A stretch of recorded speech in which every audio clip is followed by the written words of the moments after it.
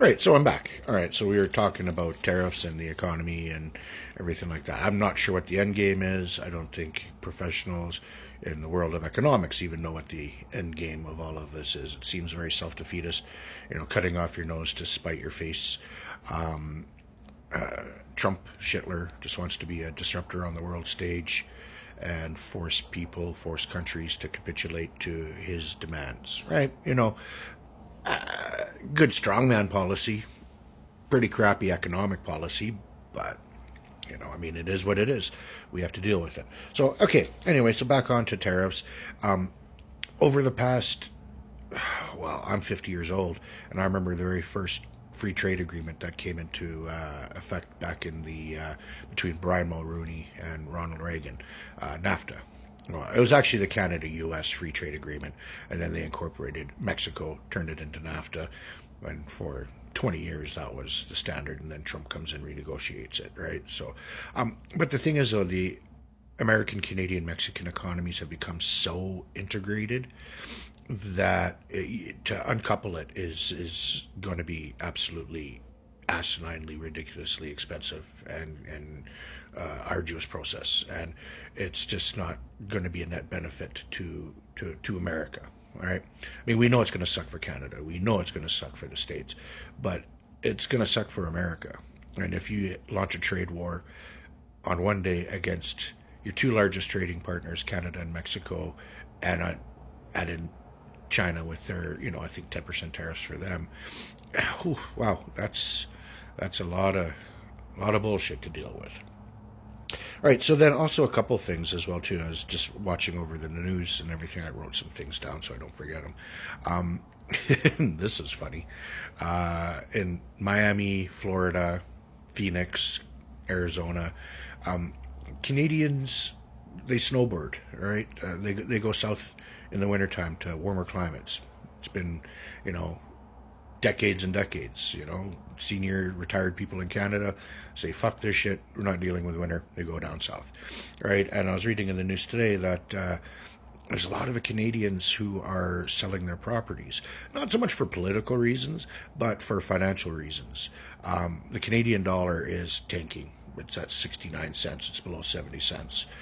So when you have Canadian dollars and you got to convert to American dollars, you're losing, a huge chunk of your money just in the exchange rate. Add in the fact that insurance costs in Florida because of hurricanes due to climate change, insurance rates have increased, property taxes, condo fees. So a lot of Canadians are just looking at the situation and going, so there's been a glut of recently a glut of real estate that's coming onto the market into these cities. Well, that's going to have an effect on local real estate prices and supply and demand. So that's going to have a huge effect, I think, long term in terms of local economies, right?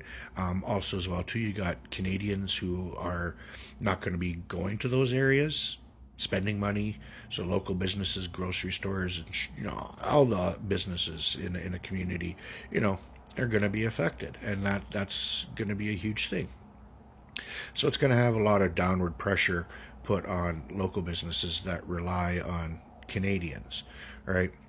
When Americans, and I shouldn't say Americans, when a certain segment of the American population follows the rhetoric of the president saying we don't need Canada, we don't need their resources, but you do. But you're also taking out the fact that we travel, we spend money, we live in a shitty cold country, and those of us who can afford to leave Canada in the wintertime do, right? But America's not the only place. We're allowed to go to Cuba. There's Mexico, there's Belize, there's South American countries. There's a lot of other different places that Canadians can go to, right? Add in the fact that, other countries see what's happening, and are they going to be as keen to do business with the States under, duress, under threats? Are they going to choose to spend their dollars in the United States when there's other countries out there that are a lot more welcoming?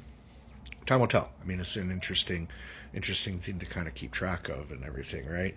But yeah, so snowbirds. That was something that I didn't even think of until it came up in the news, and I was like, oh, that actually makes a lot of sense. If I was a Canadian and I owned a house and I was losing, value in my dollar when I exchange it. I mean, prior to COVID and before I got sick, I mean, I went to Vegas every 6 weeks, and I won't step foot in the United States of America while Trump's in power, just on morals and principles. But take all that out, just from an economic point of view. Yeah, no, I'm not. I'm not interested in going down there and taking $1,000 Canadian and getting $650 back American. Well, that's that's not very good, right? So I'm going to go to Montreal in the springtime to go play poker at the World Series of Poker at Playground Poker there. Never been to Montreal. Toronto this summer. Dave Matthews Band's playing in Toronto. Might head over there. Never been to Toronto. So, I mean, myself personally, I am going to choose to spend my dollars within Canada. And that's cool, right? Okay, eggs. This is the funny thing, right? Yesterday I saw on social media there, in some places, price of eggs in America is $8, $9, $10, $11 a dozen.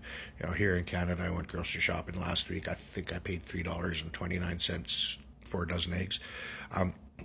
Now, price of eggs was such a big thing in the election, right? And Trump, bring grocery prices down. And then he admits that he can't actually bring grocery prices down. And now we see there's a crazy, crazy influx of egg prices. The prices are just like going through the roof. And they're forecast to stay high and increase throughout the year. And that's because of bird flu, right? Trump's press secretary yesterday said, "Oh, Biden killed 100 million chickens," and yeah, but that was because there was bird flu in those flocks. So if you get one bird with bird flu, well, you got to call the whole flock, because all the birds are going to end up getting sick. And so it's not a Biden thing; it's a bird flu thing, and laying hens are being killed left, right, and center. And there's a huge difference between laying hens and eating hens, right? A chicken that we eat, 12 weeks from hatching to, slaughtered, butchered, and in a package and being sold. A laying hen takes a lot longer to reach age before they start laying eggs, right? So there's just so much dynamic involved with this.